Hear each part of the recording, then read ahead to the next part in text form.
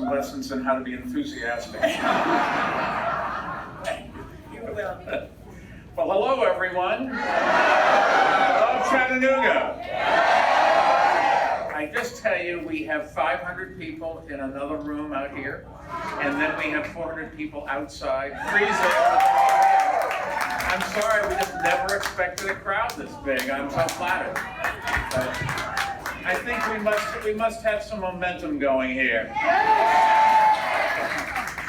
In fact, we're already racking up votes, so let's hear it from everyone who voted today.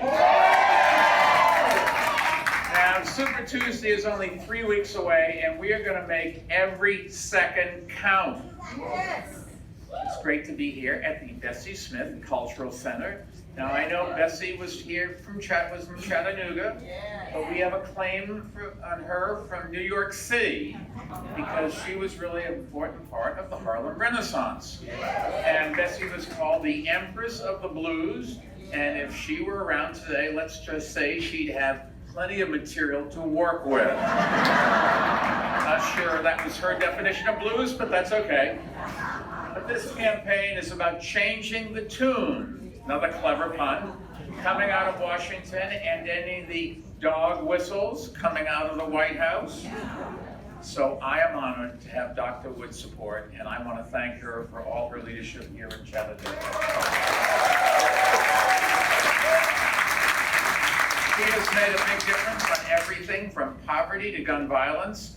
And with the Build the Block initiative, she's proving that the best way to bring change is one block at a time, one city at a time, one day at a time. And she really is doing it. I also want to thank Mayor Benjamin from Columbia, South Carolina. He's doing a phenomenal job. You should know he is the mayor of the great southern city, and we're lucky to have him as our national co-chair of our campaign. With him there and Greg Fisher from Louisville, we can't lose. At least that's what they tell me. Now, if you don't see, you don't see many presidential candidates here in Chattanooga. Oh. Thank you. They don't know that this is the home of the moon pie. Whatever the reason, the other candidates have just spent a year in just a couple of states, and it's very little time that they have for every place else, including Tennessee. And I don't think that that's good for our country or for our party. There are 50 states, and I'm determined to go to all 50 states. If you're going to unite this country, you might as well unite all of the country. And that's what it's going to take to win this election. So let me be very clear about why I am in this race. I am running to defeat Donald Trump.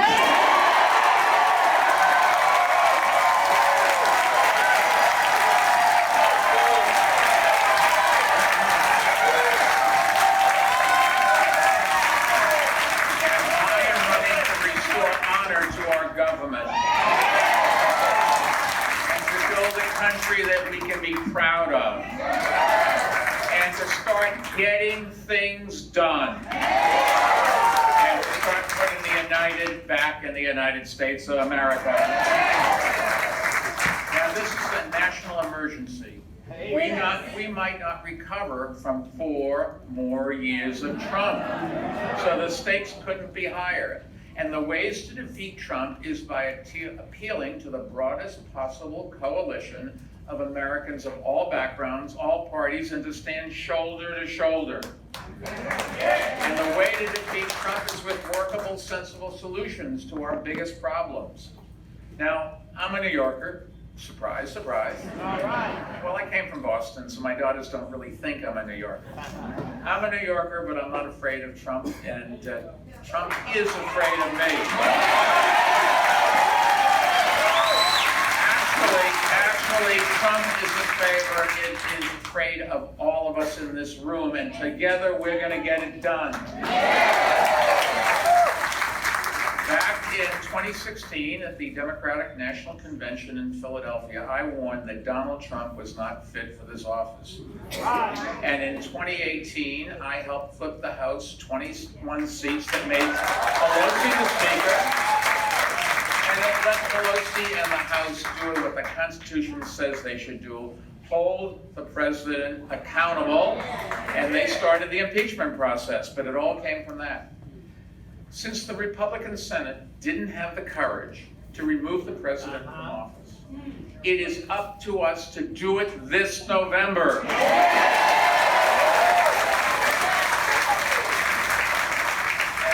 I got into this race 11 weeks ago because I was deeply concerned that Donald Trump was on track to win the election, and I just could not sit by and let that happen. Our campaign has been getting a great response all over America. Just take a look at what's here. We are running a campaign for change, a campaign for sanity, for honesty, a campaign for inclusion, compassion, and a campaign for human decency. In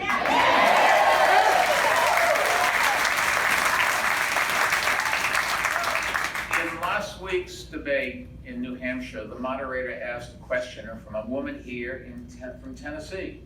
She wanted to know why any of the candidates would be better able than I am to attract the voters we need to beat Donald Trump. It was a great question, but not one of them had an answer. So let me tell you why I believe I'm the best candidate to take Donald Trump on and win. To start, I have workable and achievable plans to deal with the toughest challenges facing the country, and I will get it done. That's the message we need to win voters all over this country and to beat Trump in the swing states that will decide this election. Because we all know the Trump strategy. Attack Democrats, make their plans look unrealistic, unaffordable, and undoable. That won't work against me. I promise you, I offer a record of getting things done and common sense plans that are workable. That's what voters want. We don't need a revolution, we want evolution, and we need a nominee who can deliver it. That's not all we have, all we need to win, because let's face it, Donald Trump is the world's biggest schoolyard bully, with no respect for civility, decency, or the facts. And our party needs a candidate who can go toe-to-toe with him and take the fight to him, and I'm going to do that.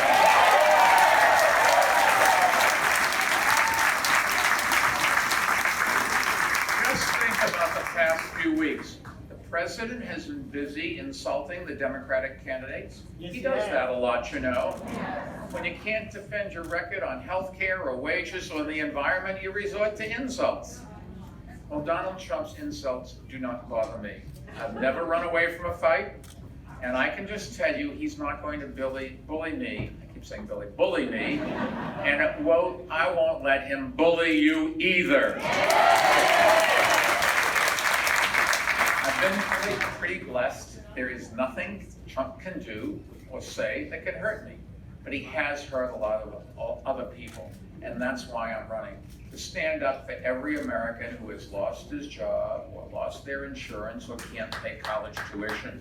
Those are the people that are depending on us in this room to go and get rid of Donald Trump and put somebody in the White House that can do the job.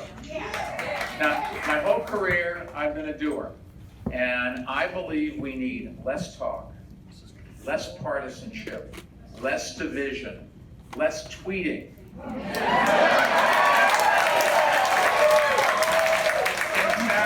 What about a commitment, no tweeting from the Oval Office ever again?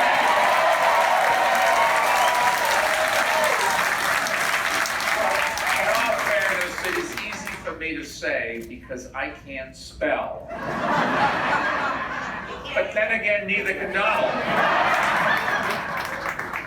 Even though Donald and I are both from New York, the truth is we could not be more different. In fact, I bill myself as the un-Trump. Just think about it, seriously. He breaks promises, I keep them. He divides people, I try to unite them. He's a climate denier. I'm an engineer, I actually believe in science. Imagine that. He tweets, I follow the facts, respect data, and tell the truth. He looks out for people who inherited their wealth like him while I'm self-made. And I'll raise raise the estate tax to generate some of the revenue we need to start fighting income inequality. Now, you've all heard the slogan, Mike will get it done. If you haven't heard the slogan, you wouldn't be here. Well, let me tell you what the it is in that slogan. It means winning this November and sending Donald Trump back to Mar-a-Lago permanently. That's just the beginning, because getting it done means finally providing health insurance to every American who lacks it and lowering costs to everyone else. Getting it done means passing common sense gun safety laws that protect our children and our communities. Getting it done means making America a global leader in the fight against climate change and following Chattanooga's lead on conservation. Getting it done means creating good jobs with higher wages. Getting it done means addressing discrimination and inequality. Getting it done means fixing our broken immigration system and creating a path to citizenship for the 11 million people who are living in Canada. Getting it done means protecting a woman's right to choose and appointing judges who defend that right. And getting it done means providing health insurance to every person here in Tennessee and across the country. It is more than outrage than 100,000 kids here in Tennessee have lost their health insurance because they lack the right paperwork. And my health care plan will allow us to achieve universal coverage, and we can do it without a massive tax hike on the middle class and without forcing people to give up their private insurance. Now, we're going to build on Obamacare and bring down drug prices. It won't be easy, but I also know that we can do it because unlike other candidates, I don't just talk about doing things. I have a record of reaching across the aisle and getting them done. So let me just give you a few quick examples, because everybody says they can do things, and I'm serious about this. Other candidates talk about raising teacher salaries. As mayor, I raised them by 43%. Teachers in this room. They talk about improving public schools. I raised graduation rates by more than 40%. They talk about improving health care. In New York, we cut the number of uninsured by 40% and improved care for mothers and babies and raised life expectancy by 3 whole years. In fact, if you have some people that you really love, and you want them to stay around for a while, send them to New York, and I guarantee not any one, but the whole group on average, if it's a big enough group, will live 3 years more. Others talk about fighting climate change. I cut New York City's carbon footprint by 13%, and I've helped create a grassroots movement to close more than 300 dirty, polluting coal-fired power plants across this country. Green jobs, we can get it done, and we are not going to forget about people who are losing their jobs because of changes in technology, like the coal miners who've been working very hard, and we're going to come as a country and make sure we retrain and help those who need help. Others talk about stopping gun violence.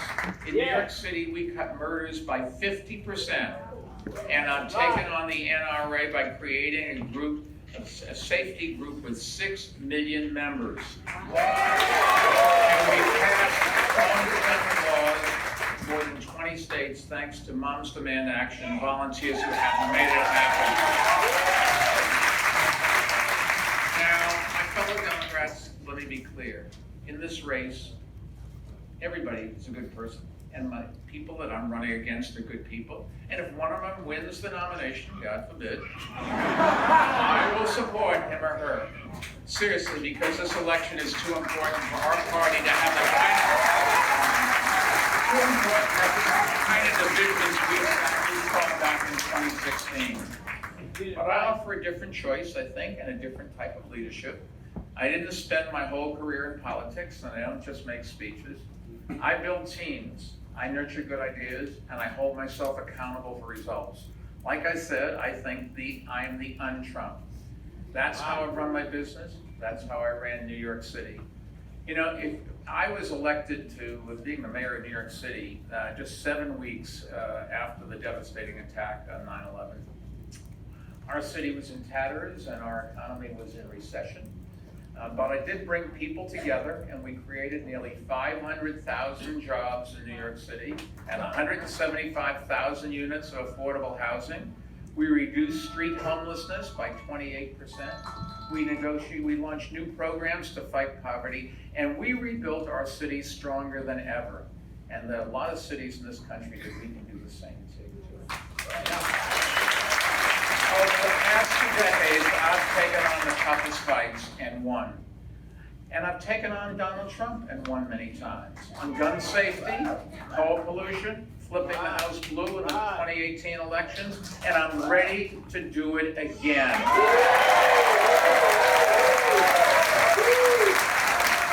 But I can't do it alone. I need your help, your support, and your vote. And the same thing for those of you who are in our overflow room and those of you outside. I apologize we didn't have enough room for you, but you are as much our secret weapon as everybody in this room. We're going to do this together.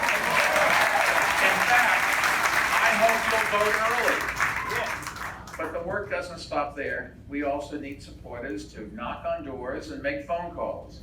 And where better to find volunteers than in Tennessee? So if you want quality health insurance for everyone, if you want to combat inequality with fairer taxes and better jobs, if you support my commitment to quality public education for everyone, no matter what your zip code is, if you share my belief in opportunity for all and not just for a few, and if you are ready to protect and defend the Constitution of the United States of America, and if you are ready to clean out the Oval Office and get